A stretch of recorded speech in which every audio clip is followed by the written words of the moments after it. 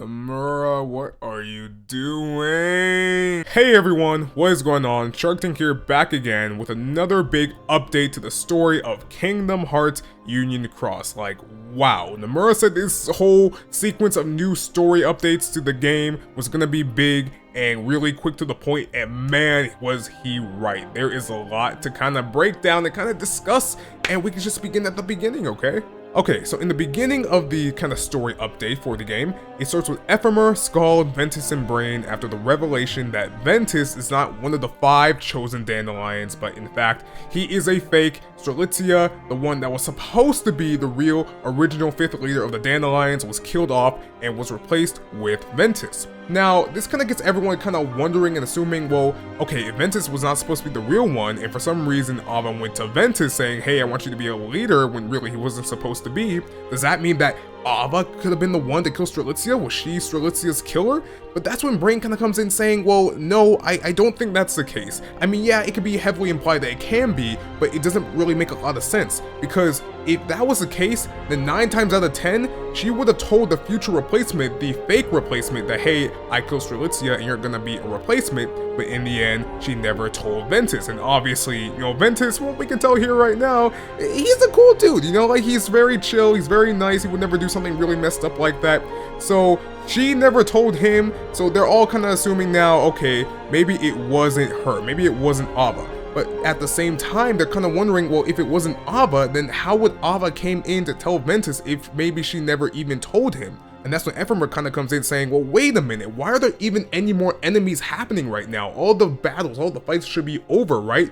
We're the new, in a way, kind of light to rebuild the world, so who can be left to face off against us? But that's when Brain comes in saying, darkness. And this darkness could possibly take on the form of different people. The exact same line told to Lushu by the Master of Masters, because we find out a while back that this darkness had existed back when the Master of Masters was a child, and that the real Keyblade War started there and has never actually stopped. Now, does this mean that somehow Brain knows about that too because he's saying the exact same line that the Master of Masters said? I don't think so. I think he's just saying that just in a general sense that it's some form of darkness out there that somehow is able to manipulate and shapeshift, and that they're the reason why all this is happening now. Again, I don't think it's specifically, or Brain is specifically saying the same darkness in terms of like literally the same exact thing the Master of Masters is talking about. I'm not sure, I don't think he knows all the details behind that, but I think he has like a somewhat idea that it's some form of darkness, right?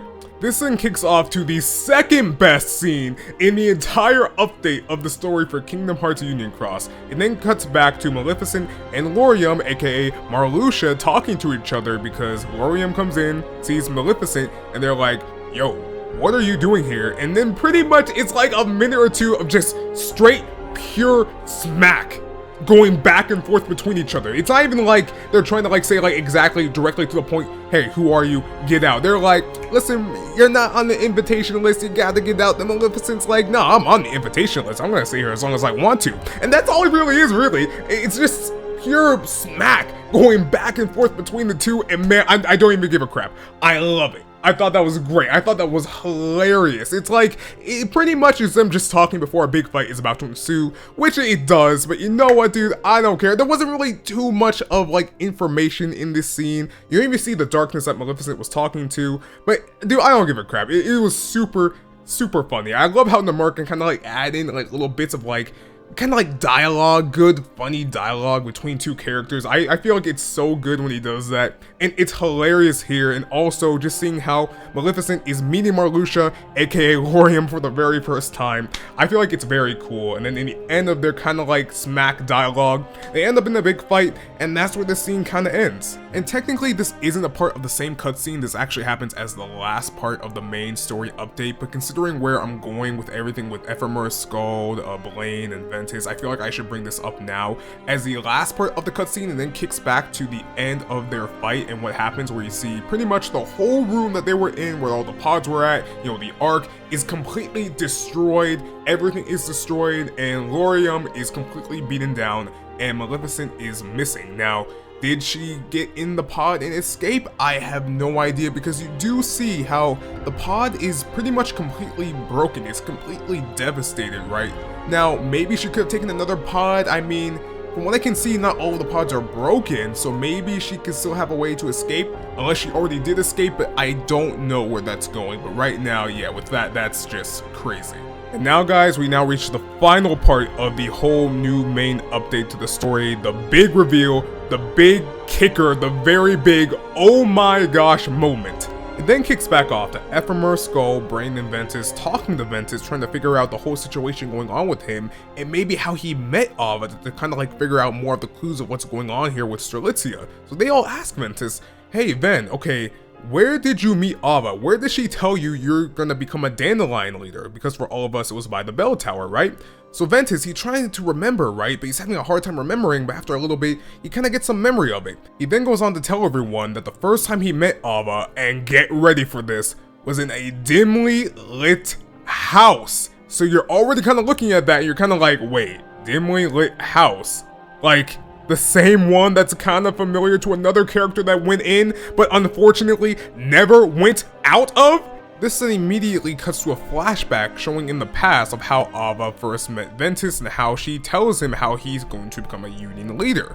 This then shows Ventus going into the same dimly lit house, the same exact one that Strelitzia went into. But just like Strelitzia, no one's in the house, he doesn't see anyone, but then looking deeper inside of the house, he sees a glowing darkness all the way in the corner. He's hesitant, but walks in towards it. And the moment he does that, you see Strelitzia come into the house at the exact same time. The same time she went in to find the player with her Chirithy, but unfortunately never came out of. After you then see Strelitzia come in, you then see only two people walk out of the house. Ava and Ventus, both smiling as they talk and walk towards the clock tower. Guys, being real here, right now, I did not want to believe it. I did not want to believe Ventus could have actually have been the killer of Strelitzia.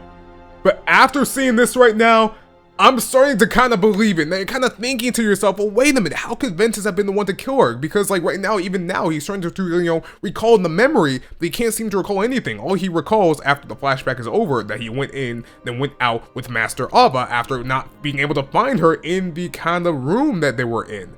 Now, the theory that's been going around for a very long time now is that of the Vanitas theory. And the theory is that Vanitas, the pure evil half of Ventus, the pure darkness inside of Ventus's heart given physical form, has actually always existed for the longest, all the way back during the times of Union Cross. And that maybe during the times of Union Cross, the darkness side, the Vanitas side of Ventus, has been coming out in a form of split personality disorder, and during those times, Ventus has no recollection of the things that he's doing because the evil side, the Vanitas side, is coming out of him doing these evil things, and that during those times, Ventus has no recollection of it. Now, for the longest time, I did not believe in that theory and really kind of pushed that theory to the side because at the end of the day, everyone has a form of darkness in them, and it was only during the time of Birth by Sleep that Master Xehanort came in and extracted that darkness, giving it life in a pure physical form, and that's how Vanitas came to be. That's why I always kind of thought, and that theory isn't really too valid, but now with a bunch of information, including this now I am really starting to believe that. One of the first pieces of evidence was back during the Remind DLC, back when Sora was hopping from heart to heart trying to get to Kairi. One of the hearts that he hopped into was that of Ventus's, where in that heart, he hears a voice, and first he thinks, okay, it's Vanitas, because the voice says, I'm darkness, only for a boss fight to ensue, and that was kinda it. After that point in the DLC, a boss fight ensues between Aqua and Ventus versus Terranort and Vanitas, and before the boss fight begins, they're kinda talking to each other, and Ventus says to Vanitas, hey, come on, we're the same, we're like brothers, we've always existed, why are you doing this? Only for Vanitas to respond, no Ventus, I've existed long before that, only for Ventus to be like, well, whoever you are, just go back to where you came from. And even back then I was kinda like, wait, what? Okay, wait a minute, is something going on here with Vanitas? Is there really something more to him? But even then I didn't want to believe it, and I still really didn't believe it. But now, after seeing this, where Ventus goes into the house, Strelitzia then goes in after, and then the only people to come out is Ventus and Ava, now I'm just like, okay, I think this theory is actually valid. Like, how the heck does Ventus, someone who, as we can see here right now currently, seems like a normal, happy, good person, just go in and then somehow come out with only Ava and not Strelitzia. Like, what? And with everything that we have seen so far back in the Remind DLC, it's now all starting to come together in a way where it's kind of like, maybe there is more to Vanitas. Maybe Vanitas has somehow existed long before Birth by Sleep and has always existed inside of Ventus. Now, how exactly could this be the case? How could Vanitas somehow know this fake Ava darkness?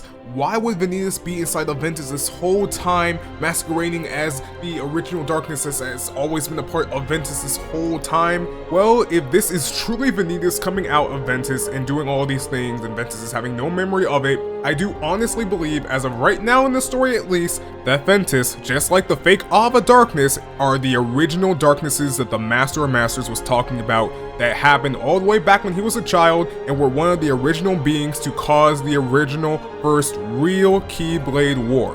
The fake Ava darkness is going around doing all these things to keep the war going, and this other original darkness hid himself inside of Ventus to also help with the other darkness to keep the war going. Just like how the Master of Masters said, darkness in its pure form, the original darkness, has the ability not only to take on the form of different people, but to put itself inside of different people. And that's exactly what's happening right now with what we're seeing in this brand new update. The original darknesses are working together to keep the true Keyblade War going, and one of the original darknesses, the fake Ava darkness, got the idea to take the other original darkness, the Vanitas darkness, as a fake spy within the realm of light soldiers, the Keyblade wielders, the Dandelions, the Dandelion leaders, in order to keep the war going secretly, as we see right now in the story update. Now guys, obviously at the end of the day, this is all just theory and speculation. Obviously there are still things that we don't know and things that don't kind of add up to my theory, like for example, the darkness that is with Maleficent.